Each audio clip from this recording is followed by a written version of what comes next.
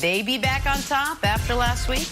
We shall see. But first, time for But First, and I think I'm going to go first. This is a great story. I wanted to share it with you. So the Pittsburgh State football team, the Gorillas, they're on the road to Fort Hays for their last game of the season when their bus breaks down.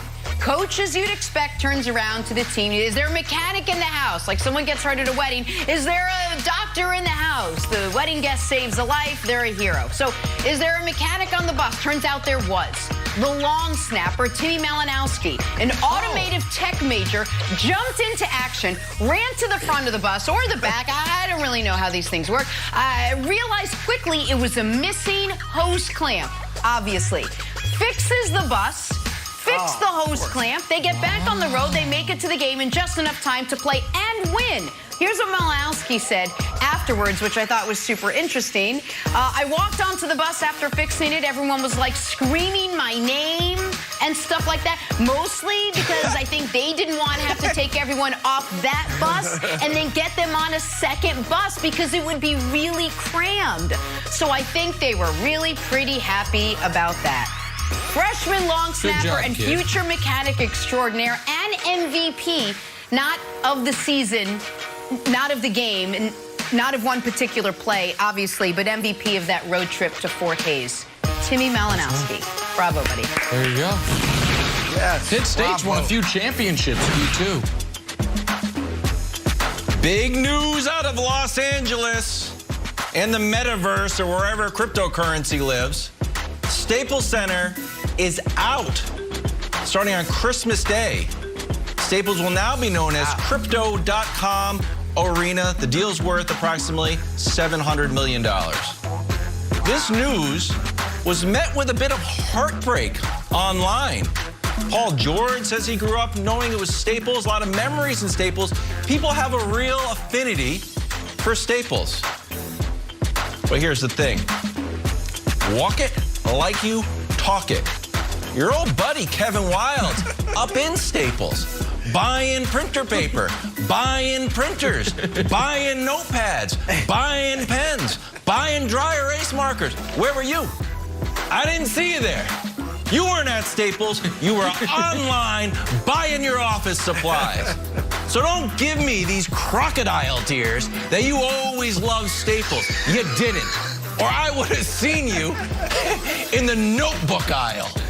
Spare me with it. Log on to Crypto.com, buy some crypto, because you never loved Staples Center, and I know you didn't. So great. So stupid. So great. And stupid, but definitely great. He's so dumb. Drawing a blank. Talking... Excuse me, Odell Beckham Jr. now. It was a disappointing debut for the star receiver Monday night. Targeted just 3 times, finished with just 2 catches, totaled just 18 yards.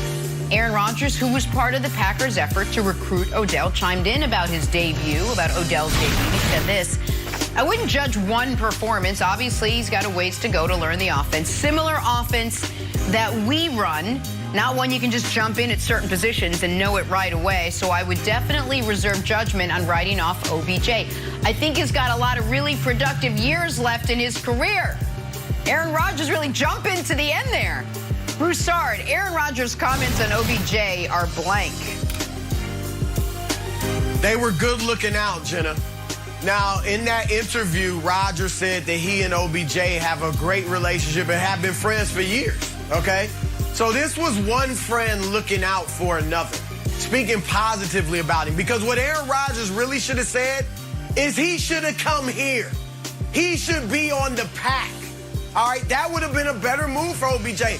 Troy Aikman, the great Troy Aikman, Hall of Fame quarterback, had an interesting quote yesterday on Dallas radio. Here it is. I think Matthew now feels some of the pressure that maybe Baker Mayfield felt of, hey, we got to get this guy, OBJ, involved. And he's in the game right now because he's going to take this deep route, so on and so forth. Go to the second part of the quote is that, here it is. It's not good, and it's not good playing quarterback when you feel pressure to get the ball to one particular player. It just doesn't work. Now, look, I think this quote from Aikman is premature. All right, OBJ had nothing to do with that loss the other night, okay? He had no practice time. You can't put that on him.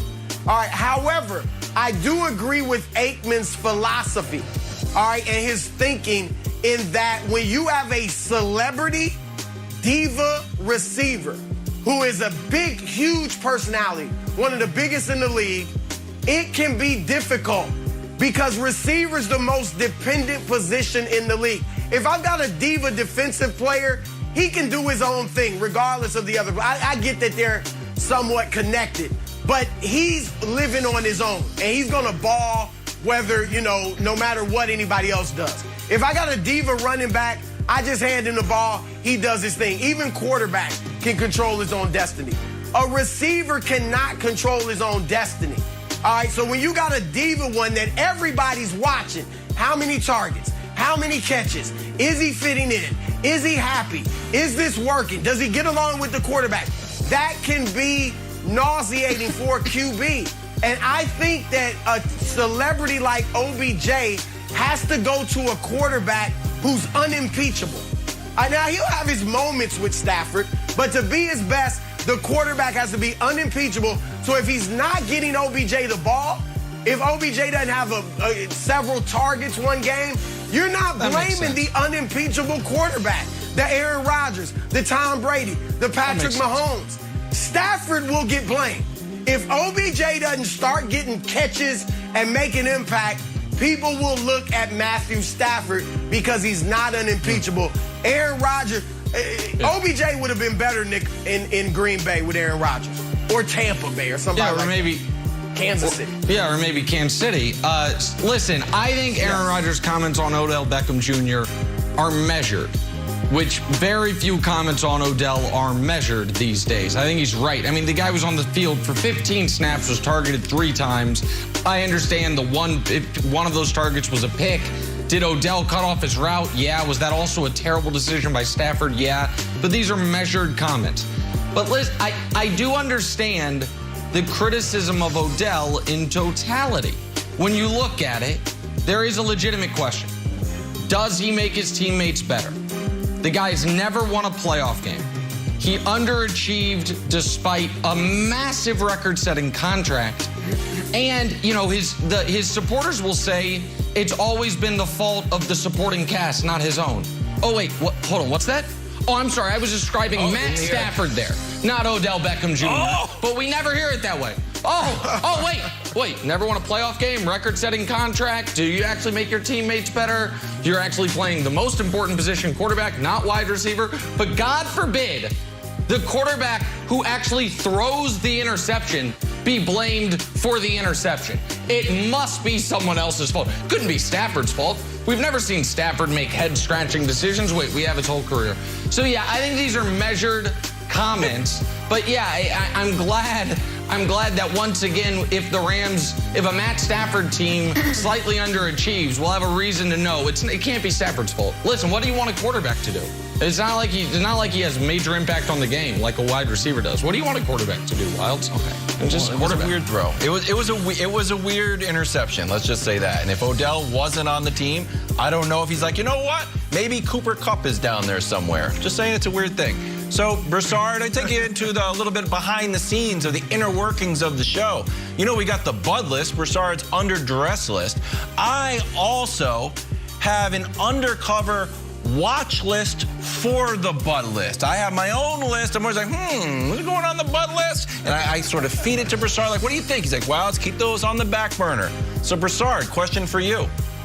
When does Odell go on the Bud list? Oh, all right, can't one game, not that, and they got a bye week. They got the Packers. On the Bud list against the Packers or no? Okay, suppose he doesn't do anything against the Packers. Then you've got Jacksonville. Is Odell supposed to score a touchdown in Jacksonville? I would hope so. Then you got the Cardinals. At some point, national media, the Rams themselves be like, hey, what's the deal with this guy? So, Broussard, how long of a grace period are you giving Odell and Matthew Stafford to work? Well, I believe, if I'm not mistaken, OBJ was on the Bud list a few weeks ago, I think. I'm pretty sure he was. That's right. But, look, and that's what I'm talking about, Wiles, with Aikman's comments.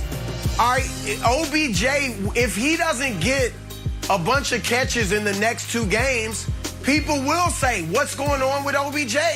What's wrong? Is it working? And the Rams don't need that. It's not really OBJ's fault, but it's just the persona he's created and the celebrity he's become. But I will watch him. He might end up on the Bud list. I might want to inspire him. You know who that's what the Bud list does. Oh, that's... You know who has been on the Bud list multiple times, Chris Broussard? Patrick Mahomes. Be so lucky. Should we talk about Patrick Mahomes? Mahomes got back on track Sunday night, blowing out the Raiders. Stretch.